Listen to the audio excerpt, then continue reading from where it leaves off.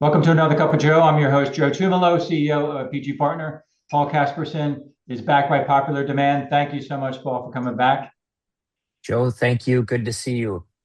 and adding value to our video cast. So let's talk about, you have this, what do you want to call it? Product, business, service, offering. Yeah, well, thank you for allowing me to embellish a little. So when I left the University of Florida, I had been thinking about this product for a number of years and been in development, and we used it on our plan giving team, and we called it originally Gift Wizard. And Gift Wizard was really just think of it as a digital library of everything that we encountered and that we knew that we may invariably see it again in the future. And so we would kind of chronicle an opinion of whatever that situation was. And I started kind of cataloging it. And so we decided to create a digital book out of it. And I wondered, would it ever actually have any commercial appeal? Because we were trying to use more modern technology than some other online libraries that are out there now. And so little by little, people were adopting it. Usually it was plan giving consultants and some plan giving officers, some advisors. And then in a couple things happened. So in 2022, I left the University of Florida, went full time with Charitable Solutions. And Brian Klontz, who you've had on the show a number of times, who you're close friends with, really started to become fascinated with it as well. And I was so glad somebody of his ilk shared this enthusiasm for having a research tool like this. And then shortly thereafter, in November of 22, you may remember, was the moment that we saw ChatGPT 3 for the first time. And so I thought to myself, wow, if we could incorporate generative AI into all this catalog of data. So because at that point, ChatGPT 3 was amazing to all of us, but from a research perspective, it was extremely dangerous because it would just tell you whatever you wanted, to hear. And it's really just a word guessing machine is what it is. So you really couldn't depend on it for research. But what we learned is that if you could train a small data set, which basically was what we had in Gift Wizard, and Brian's book on non-cash assets, and then we started asking others who had written various treaties in the plan giving space, could we use your data? Russell James. We incorporated the entire Internal Revenue Code and Treasury regs into it, and we found a consultant from Boston who had been working with MIT and some other Fortune 500 companies to help us out with this. And so we created what I believe to be a powerful research tool because it's the AI agent is trained only on a very limited data set, not the whole universe of data.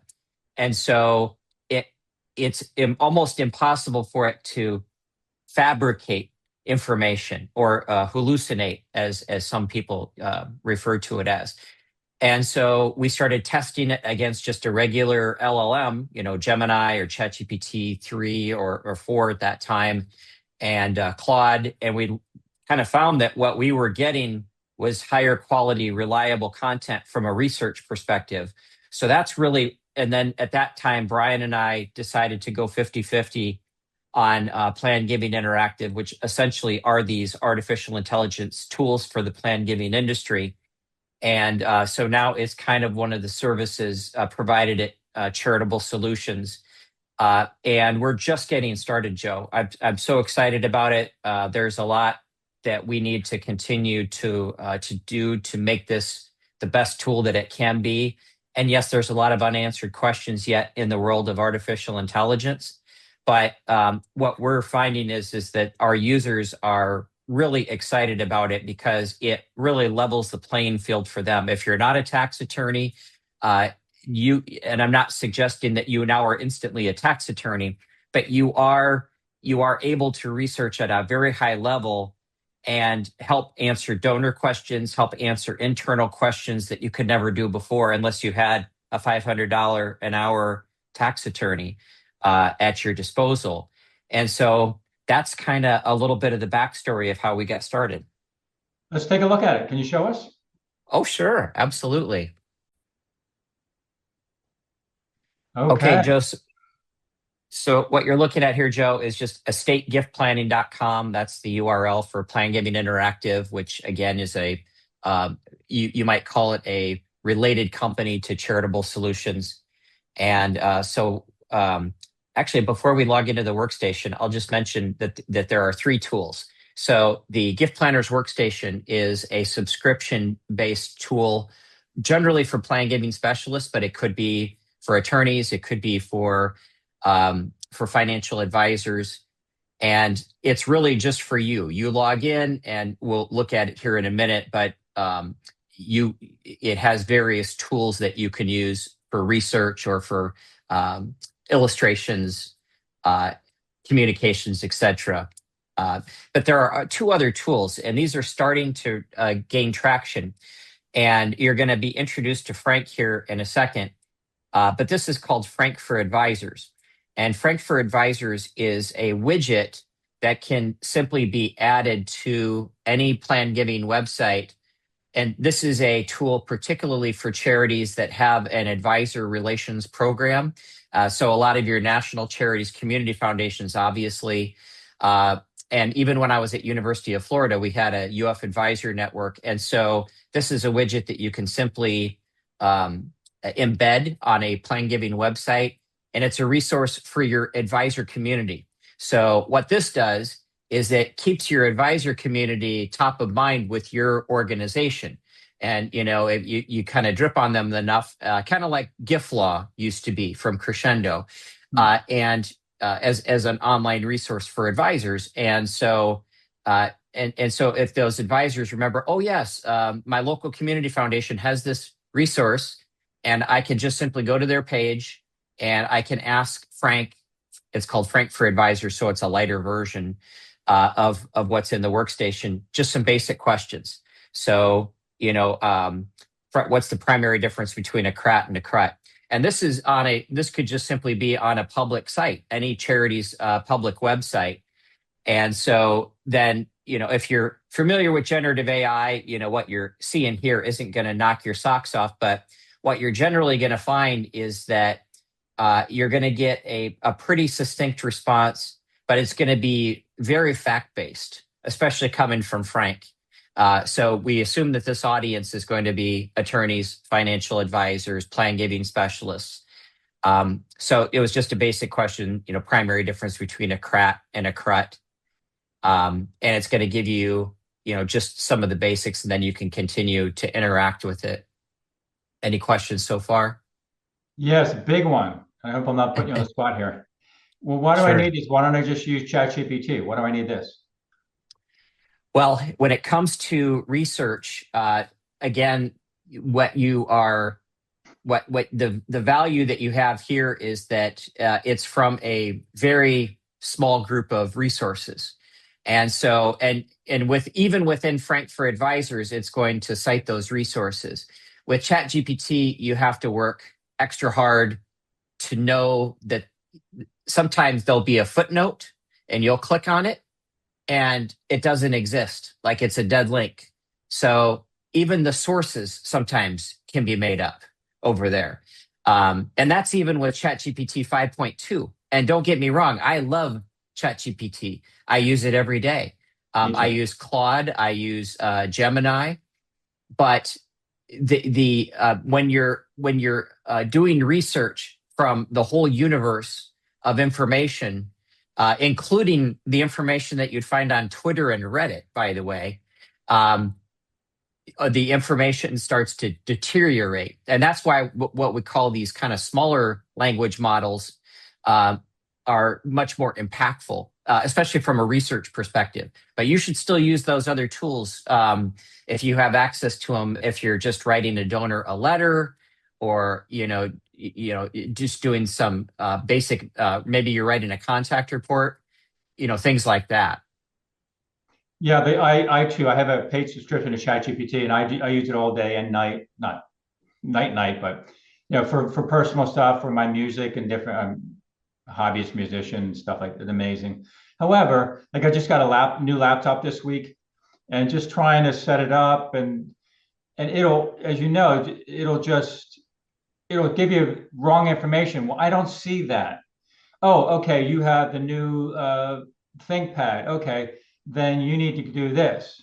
Okay, no, it's not there. Oh, okay, right. And you just go round and round and round. So as good as it Yes. is, and then the other thing is for some stuff, it's just not accurate.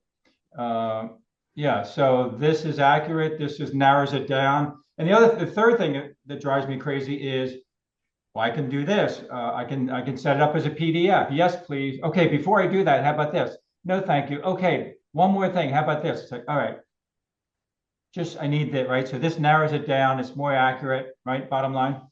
Yeah. By then, you would have just you said to yourself, "I wish I would have just read the instructions for this new ThinkPad." Well, And no instruction, but there's no instruction anyway. For the record, there you everybody, go. there's no Exactly. instructions for the thing.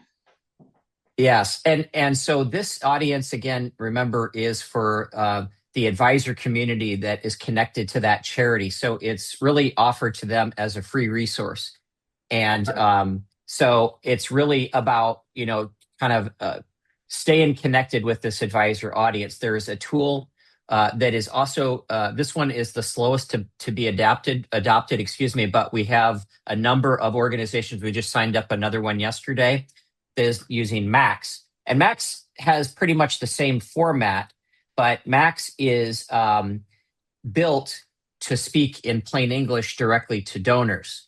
So this is kind of similar to what it was like in the late 90s, early 2000s, when I think charities were still kind of questioning, do we have a planned giving website? I mean, I know that sounds silly, in 2026, but there were a number of questions that plan giving officers would ask, back then, as far as why they needed that site. What if donors become so dependent on the site that they don't pick up the phone and call me anymore? That was literally a concern. And 26 years later, that still hasn't changed. And so what the purpose of Max is to actually drive leads to you as a plan giving officer. There's many times where a donor will maybe do some research on your website. They're not ready yet to call you.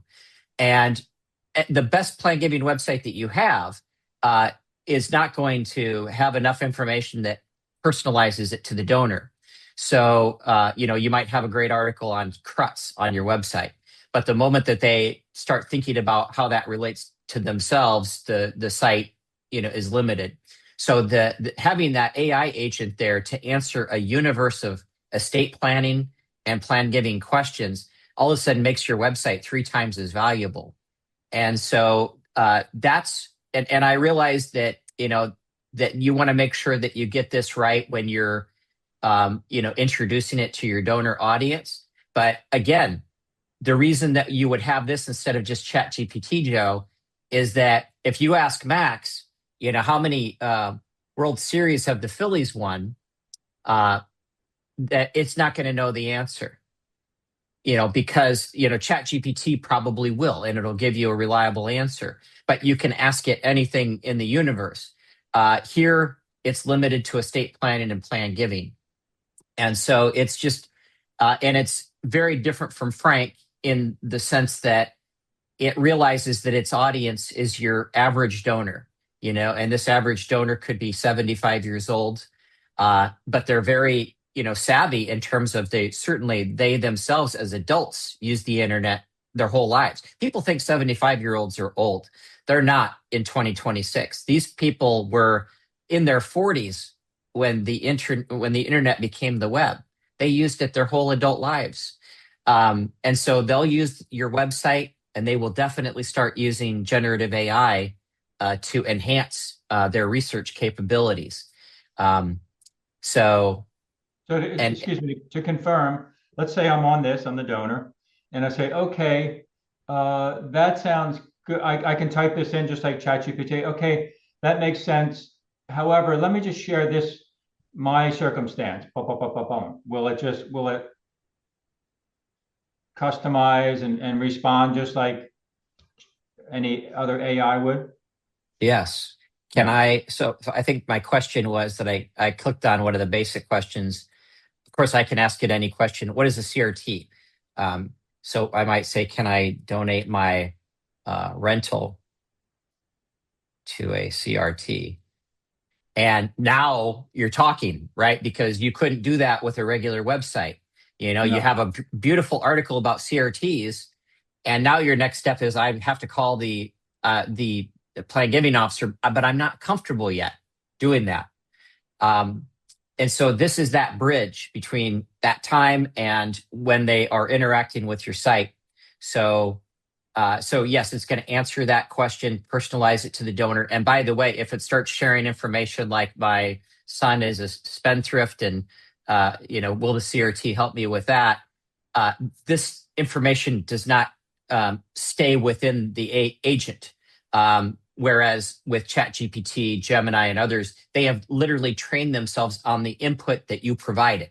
So if I said that, Joe Tumulo lives at 123 Elm Street, you've literally just put that information into the universe, into the LLM. So we do not do that. We would not ever want to do that because we want the data to remain, reliable that it's trained on. So Great. Cool. But those are Max and Frank, and they again are just widgets that can be added to plan giving websites. And it was extremely slow adopting. We came up with the idea in 2024. By 2025, we started to see that we started finally see it take off. Particularly, Frank for Advisors is on a number of community foundation websites, and naturally, 85% of new gifts to community foundations come from advisor referrals. So having an advisor, community behind you is really important for them. But now we're starting to see adoption with Max as well. People finally realize after doing due diligence, and we make sure that the legal and IT staffs at these charities are informed on what this tool is and what it isn't. And after they've done their due diligence, they're now starting to get comfortable, as adding this as a value to their digital presence that they have with their donor base. Nice. Anything else? No, not that we need more, but that's a lot. Yeah. Yeah, that's it for that. And then I was just going to, mention real quick. So this is an individual membership to the Gift Planners Workstation. Anyone can sign up for a free trial, and we could talk about pricing too. But it's a free 7-day trial, so you can find out if the tool is going to be valuable to you or not. I'll just show you a couple quick things. One is that this level of Frank is trained with a little higher amount of data than the Frank for Advisors. And also because this is built within the workstation, you have your references immediately here. So I was actually playing with this morning, and I said, what is QBI, qualified business income? And so the initial response that I got was cited, and it's coming from our shared Google Drive, but this is actually the Internal Revenue Code. So this is a direct response citing the Internal Revenue Code. So at the very bottom of our base of data, the most important data that we rely on as professionals is the Internal Revenue Code, and then after that, the Treasury regs.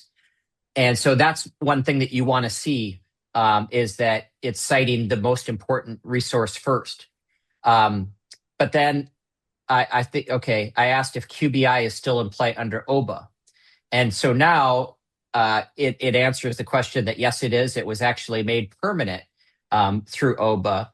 And now you'll see that it's citing a different source. And this is coming directly from Gift Wizard, or what we now call the Workstation. So you can actually go in and certainly read this entire article if you want to. So that kind of takes Frank to the next level. You can upload documents here to Frank safely. And again, if you were to upload a revocable living trust to ChatGPT and ask it to interpret the trust, you've now taken sensitive data and uploaded it to a large language model. Here, it's again within a constrained data set. So it's not, it doesn't leave, when it comes in. So you can actually use it for that. And then the last thing I'll show you super fast is that the Workstation, not only as it relates to research, we have a number of calculators, and the goal of our calculators are to complement what you would find from PG Calc and Crescendo.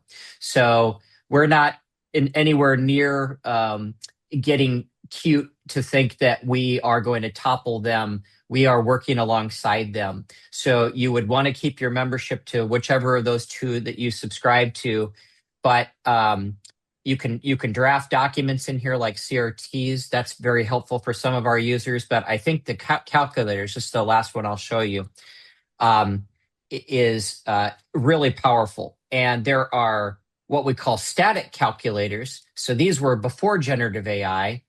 And so this is a calculator if you wanted to share with a donor the concept of a virtual endowment, one of the more popular blended gifts that are out there, coined by the late Bob Sharp Jr. This is a calculator that I'm sure you've seen 100 of these, Joe. You have to type in your inputs, and they're static, and you're going to get a static output. And it's very helpful. But the beauty of generative AI and calculators are absolutely amazing. So I'm going to show you one of those instead.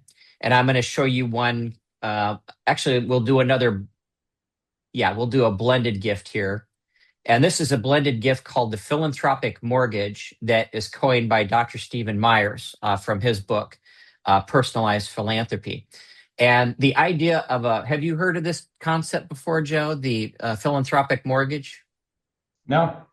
Okay. So the idea is that you're talking with a donor about a planned gift, and they decide that they want to start building a mortgage during their life, or excuse me, an endowment during their lifetime, but they are not, they're not affluent donors in the sense that they can just, create $1 million endowed chair right now. But what they're interested in doing is giving enough money annually that would cover the annual spend of that endowment, and maybe give a little bit more so that it starts to build the endowment now and grow over their lifetime, kind of like a mortgage. With a mortgage, each of your payments go towards principal and interest.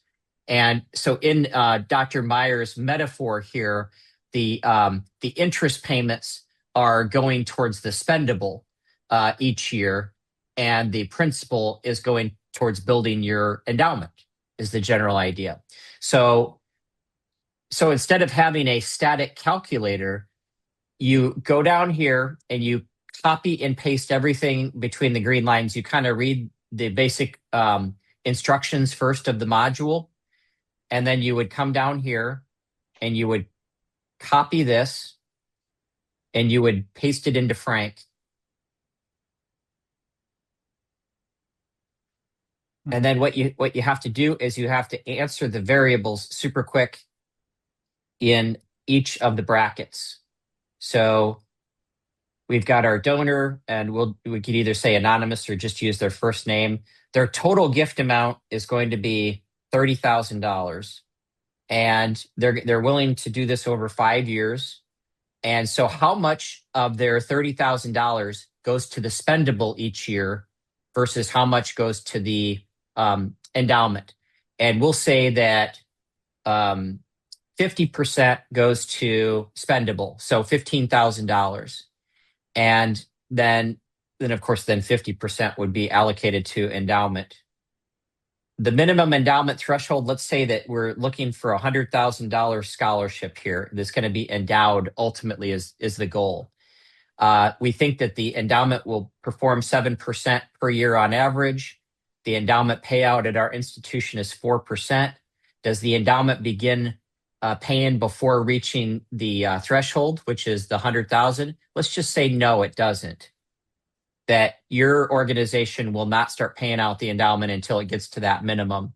And then projected horizon. How many years do we want to show the donor what the impact is? If it's a 70-year-old donor, let's show them what another 15 or 20 years looks like.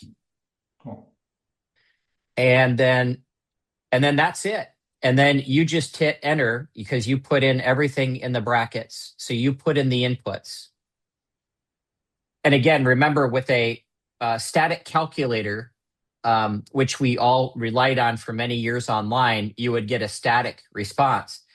The beauty of this is that you are actually getting a literal analysis. So you can copy and paste this into a Word document. You can make it a little bit more ornamental. That's the one thing that our tool doesn't do yet. But it gives you everything else. And so you could see here that we put in all the inputs that the donor has told us that they want to do. They're going to give $150,000 over 5 years. This is what we expect the endowment balance to be at the end of the 5th year. Remember that it can't start paying out though till it meets that minimum threshold. So it would take maybe another year or so of growth before it gets there. So it'd be about the 3rd year before it pays out. So what you're showing to the donor is that, this is your gifts each year. We're split the baby between expendable and endowment.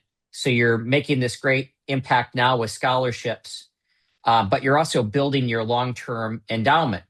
And by year 7, we get to that 7 or 8, we get to that minimum endowment threshold. And you can then see what the endowment payout is. It doesn't pay out till you get to that, threshold. And you could see kind of the cumulative payments to the scholarship and cumulative payout. But also, it really even provides this kind of donor-friendly narrative. So think about a calculator that could do that. They don't exist. And so it actually is communicating with Joe, showing him this actual forecast of if you decide to go with this planned gift, this is what we expect the outcome to be, over this period of time. So this is just one of 3 endowment modules that are in the workstation. So I'll shut up, but I'm so thankful for the opportunity, Joe, to showcase what we're doing and embellish a little bit. Very cool. I to be honest, I didn't know this was. You got to ramp up the marketing, dude. We will get you a log on right away because I know that you spend your day working with clients, so we'd be honored for you to use it. Well, thank you, and I want to pass it around, and we're going to pass it all over the LinkedIn and with our emails on this. How can people get in touch with you and learn more about this?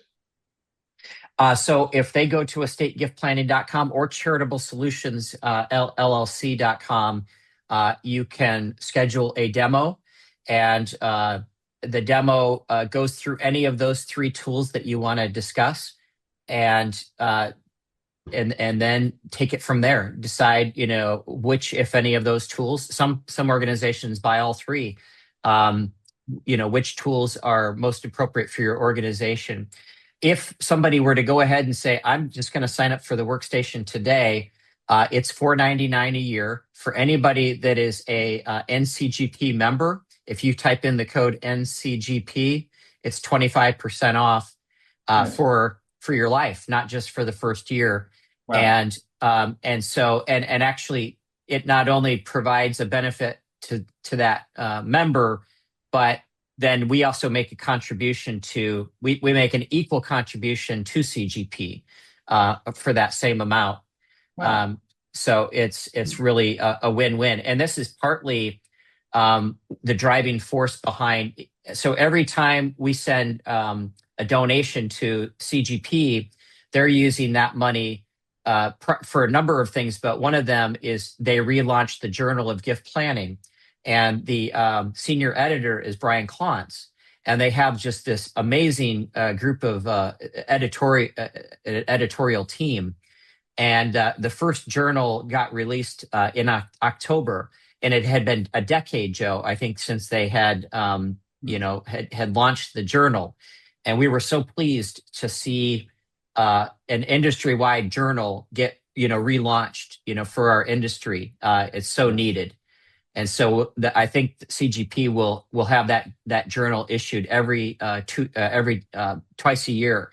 And by the way, in partnership with CGP, they have allowed us to use the journal articles to train Frank and Max as well. So it helps us too with all these various treaties that add a tremendous value to our data set. So Good stuff. Good luck. Thank you. Really cool. I'm excited to learn more. you bet. Thank you, Joe. Yeah. Okay. Be well. Okay. Thank you. Thank you, Paul.